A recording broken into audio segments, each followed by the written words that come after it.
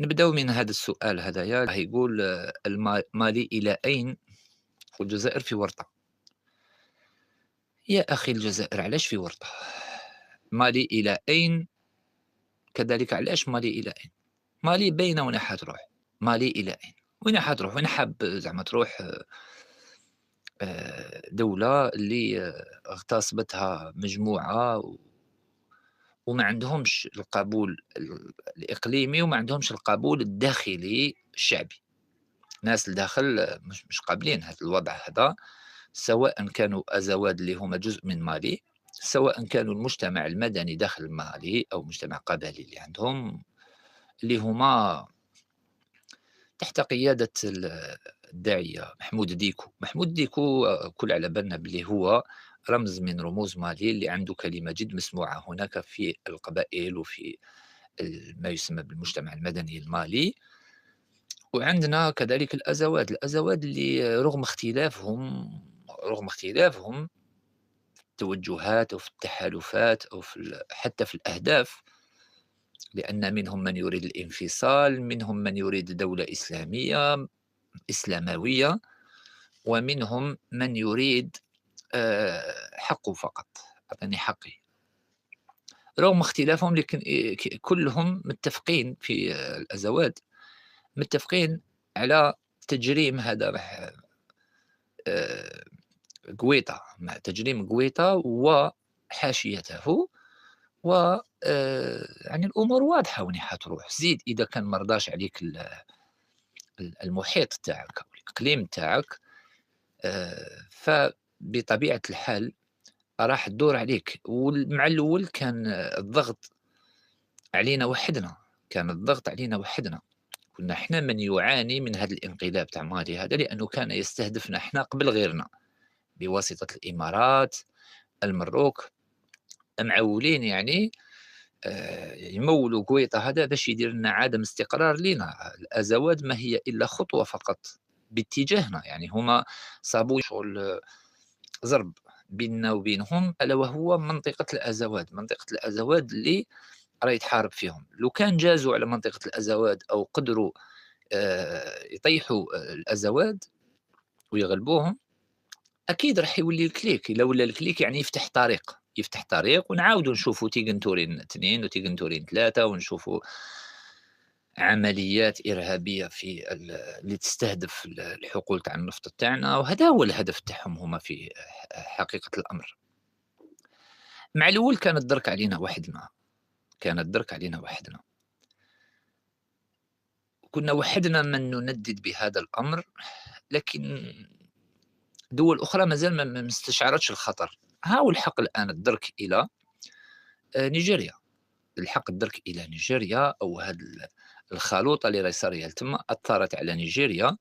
ونيجيريا يعني راهي الآن تعاني الأمرين من جراء هذا الانقلاب، لأنه لو لم يكن الانقلاب لما عاودت خرجت هذه الميليشيات كلها والقاعدة نصرة الإسلام ولا من المغرب الإسلامي، القاعدة يعني الإرهاب، لما عاودوا خرجوا من جديد. هذا كله إحنا في وقت الاستقرار وين كنا متفاهمين معاهم، ما كان حتى واحد يتجرأ إنه يتحرك لا في مالي ولا في النيجر.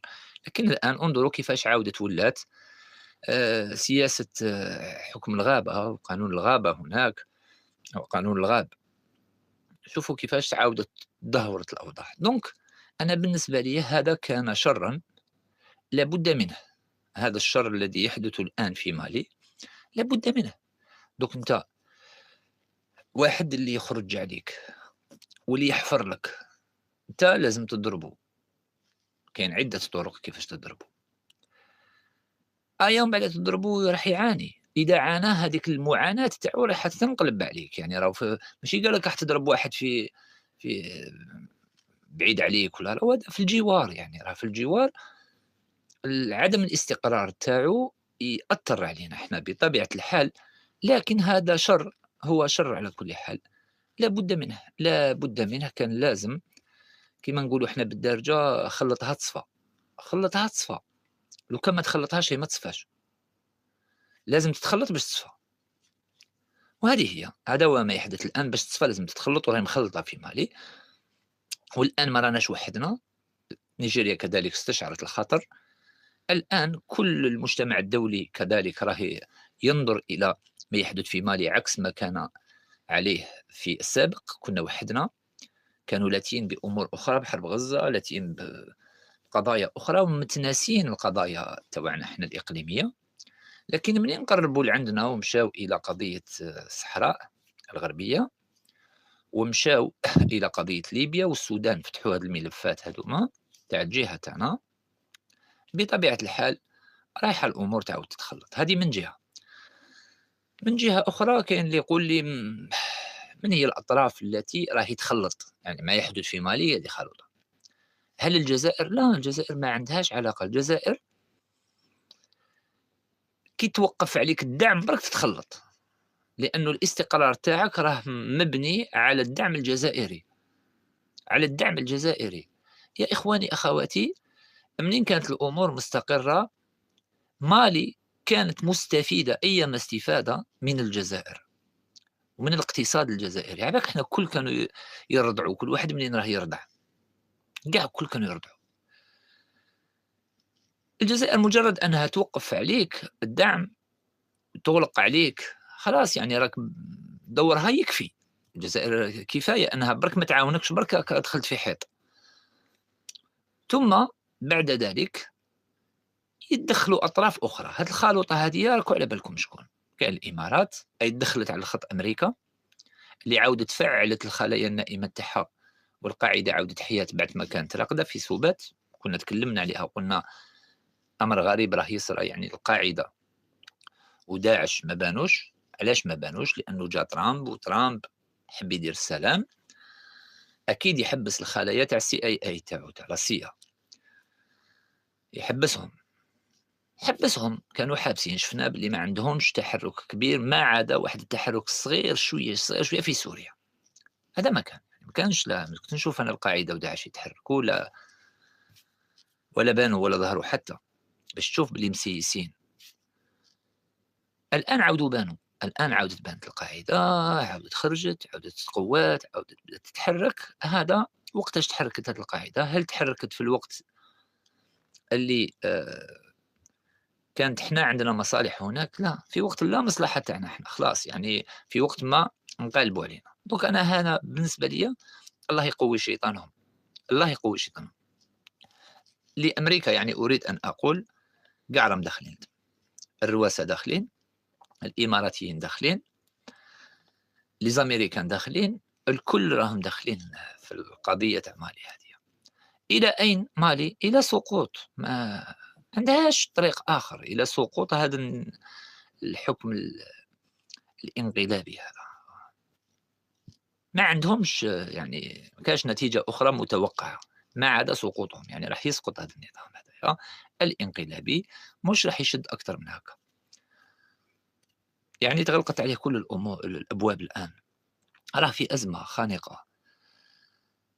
آآ الضربة راح تجيه من الشعب تاعو، لأن الضربة الخارجية ما توجعش. الآن في العصر الحديث والحروب الحديثة، لو كان العالم كله يحاربك والشعب تاعك يكون متماسك ما عندكش واش تخاف، لأن الحروب الحديثة تعتمد على الضرب من الداخل، على الانقلابات، على خروج الشعب ضد النظام، على حروب سبرانية، حروب معلوماتية. والحروب المعلوماتية تحتاج إلى من يتلقى هذه المعلومة، يعني الشعب. الشعب هو السلاح الحالي في الحروب الجديدة، هي الشعوب. راهم يستعملوا في العقول، يعني حرب العقول، يخترق لك عقلك بالأفكار ويطبعك كي يضطروا هذاك، وأنت تقعد تخبط في الحيط وأنتك حاسب عندك الحق، وتشوف ويشوفوك ويقنعوك أنك عندك الحق وأنت داخل في حيط.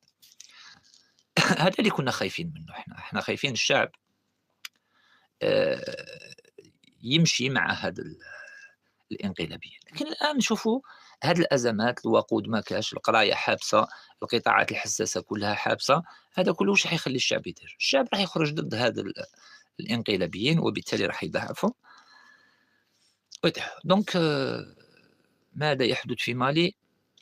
نهاية أنا نشوف فيها راهي تعصر، يعني هي تعصر. أما الجزائر في ورطة، أنا لست أرى لماذا الجزائر في ورطة، واش دخلني أنايا في